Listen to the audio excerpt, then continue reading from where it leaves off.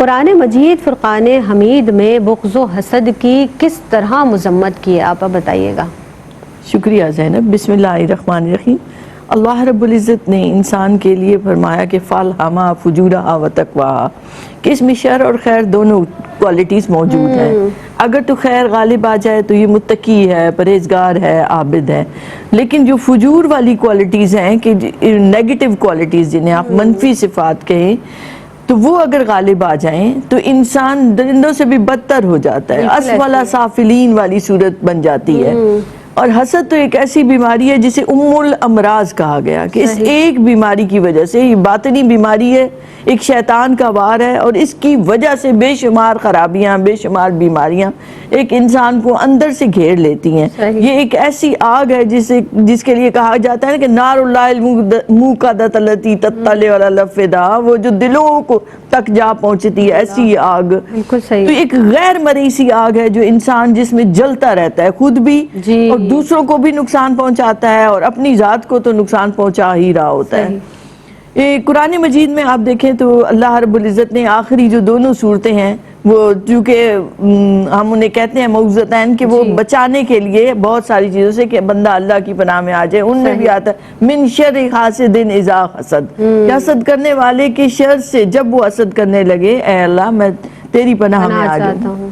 اسی طرح سے قرآن مجید میں آتا ہے سورہ نساء میں کہ ام یحسدون الناس علی ما آتاہم اللہ من فضلہ، کیا وہ لوگوں سے اس بات پر حسد کرتے ہیں جو اللہ نے اپنے فضل سے انہیں دیا ہے؟ یعنی جو اللہ کے فضل اور اللہ کی اس دی ہوئی نعمت پر دوسرے سے حسد کر رہا ہے، جل رہا ہے ایک طرح سے باطنی طور پر۔ اب دیکھیں کس چیز سے وہ جلے گا، یا تو دنیاوی نعمت ہے، دنیاوی نعمت ہے اور اس نے اگر کہیں اس کو کامیابی ملی ہے، عزت ملی ہے، کوئی منصب ملا ہے، مرتبہ ملا ہے، مال ملا ہے، اولاد ہے، کسی بھی چیز سے جب وہ جلتا ہے تو اس کا مطلب یہ ہے کہ اسے یہ ذہن میں رکھنا چاہیے کہ یہ عارضی چیز ہے، دنیا نے تو فنا ہو جانا ہے، اصل کامیابی تو آخرت کی کامیابی ہے۔ تو ان کے پیچھے وہ کیوں ان سے جل رہا ہے، کیوں ان کی نعمتوں کا زوال چاہ رہا ہے؟ اور اگر دینی کسی کو ملا ہے، کوئی تقویٰ، کوئی نیک، کوئی پرہیزگار ہے، کسی کو عزت مل رہی ہے اس وجہ سے، تو یہ ذہن میں رکھے کہ یہ اللہ کی عطا ہے،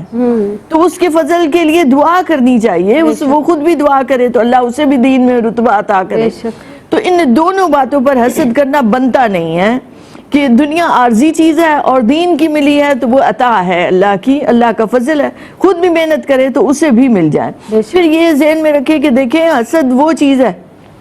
جو آپ کو اپنے حلقے احباب سے ملے گی، یہ بیماری دوست دوستوں سے کر رہے ہوں گے، بھائی بھائی سے کر رہا ہوگا، پڑوسی پڑوسی سے کر رہا ہوگا، کیونکہ دور والوں کو تو کوئی پرواہ نہیں ہوتی، تو قریبی لوگوں کو ہی ایک دوسرے سے دیکھتے ہوئے یہ خیال کہ بھئی یہ تو میرا حق تھا۔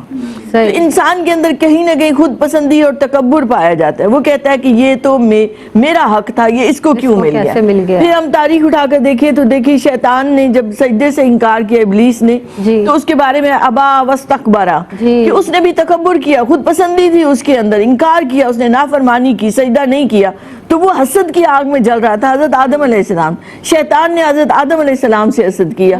آگے قابیل اور حابیل کا واقعہ قرآن مجید نے بیان کیا، قابیل نے اپنے بھائی سے حسد کیا تو آپ دیکھیں تو اس کو بھی وہ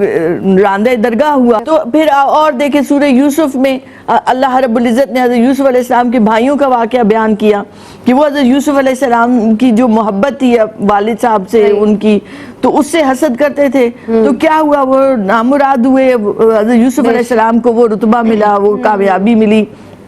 وہ اپنی اس حسد کی آگ میں جلتے رہے، نقصان اٹھایا۔ پھر بعد میں جا کر حضرت یوسف علیہ السلام نے جب معاف کیا تو پھر وہ اللہ نے انہیں معاف کر دیا۔ پھر